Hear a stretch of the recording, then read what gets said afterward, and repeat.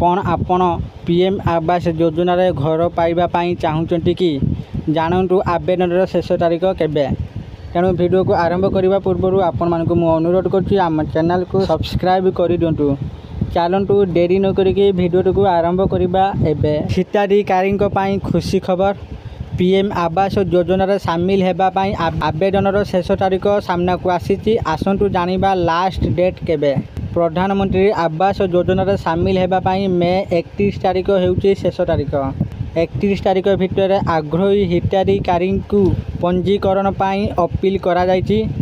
एबे सुधा प्राय 36,81,000 आवेदन पाइथिबा कहिसंती पंचायत राज मंत्री रवि नारायण नायक। केंद्र पोर्टाल सहित आमे पोर्टाल को संजोग करिचु। 31 तारीख पर सर्वे हेबो बुली विभागीय मंत्री कहिसंती। अंतर्गत गृह योजना जेउ माने सबु योजना बाद पड़ते सेमानकु घर दिया जिवो। 2 मास भितर प्रक्रिया संपूर्ण हेबो। मौसुमी पर द्वितीय पर्याय घर बंटा जिवो बुली से सूचना देइछंती। प्रथम पर्याय 60,000 पाखापाखि घर दिया जायछि। हिताधिकारी तालिका प्रस्तुत करुचु। तेबे आमे एठारे आपनकु सूचना देबा पई चाहूची जे पूर्वरु एहा केवल ऑफलाइन माध्यम रे आवेदन हेउथिबा बेले वर्तमान आवास प्लस 2024 आप रे ऑनलाइन आवेदन करी हेउची।